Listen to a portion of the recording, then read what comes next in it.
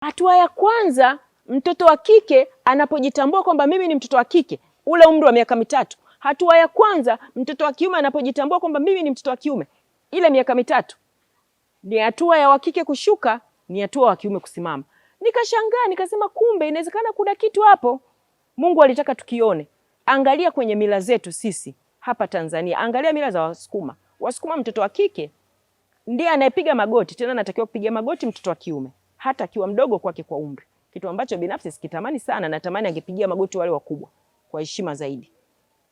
Na ndio maana kama mtoto wa kiume unafuatana nami na kutia moyo mke unaoa, ni vema uwe umemzidi umri, ili kupigia magoti kwa kuna heshima ya umri. Heshima ya umri inakuwa bora zaidi ikiungana hapo. Lakini tazama, Wasukuma mtoto wa kike anatakiwa kupiga magoti, anatakiwa kushuka, wa kiume anatakiwa kusimama. Lakini pia nenda kwa Wanyakyusa, mtoto wa kike anatakiwa kupiga magoti anaposalimia, wa kiume anatakiwa kusimama. Kumbe hata hatua ya kwanza wanapofundisha, Mungu anapoleta tupa ule ujinsia unaanza kujitokeza kwa maumbile yenyewe Mungu aliyoyaweka, wa kike anatakiwa kushuka. Sasa wewe mwanamke ambaye kila siku tunazungumza, lakini mwenzangu unaniambia maneno haya na hale, wakati mwingine unapambana na mimi na kuniona naonea. Kumbe Mungu mwenyewe aliweka asili hiyo ya mwanamke kushuka. Hebu shuka kwa mume wako, shuka. Tambua kwamba uliumbiwa hivyo. Kama nilivyokupa mfano, huyu binti ambaye aliamua na yeye kusimama kwa kutojua, alijichafua. Na wako mabinti wengi walioamua kusimama kwa kutojua, hawataki kuwa wanyenyekevu, wanajichafua.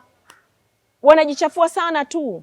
Kwa sababu binti ambaye hataki kuwa mnyenyekevu, binti mwenye unyenyekevu ndani ya moyo wake, hata wanaume wa kumfuata kumuoa wakati mwingine wanakuwa wengi. Kwa sababu unyenyekevu unang'aa. Hata Biblia inazungumza sana habari hiyo. Majivuno huelekea maangamizo, lakini unyenyekevu unavutia. Wakati mwingine binti ambaye anaamua kwamba hataki kuwa mnyenyekevu, hata ule kuvutia kunapotea.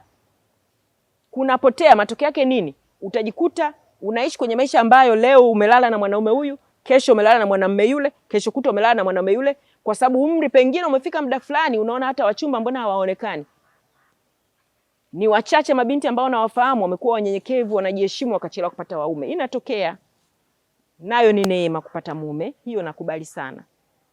Lakini wewe ambaye unaruhusu kiburi ndani yako, usije ukakosa mume kwa ajili ya kiburi, ukakosa wachumba kwa ajili ya kiburi, kutaka kuinua shingo, wakati toka una miaka 3 ulichofundishwa tu cha kwanza kwamba wewe ni wa kike ulifundishwa kushuka. Kwani hutaki kushuka?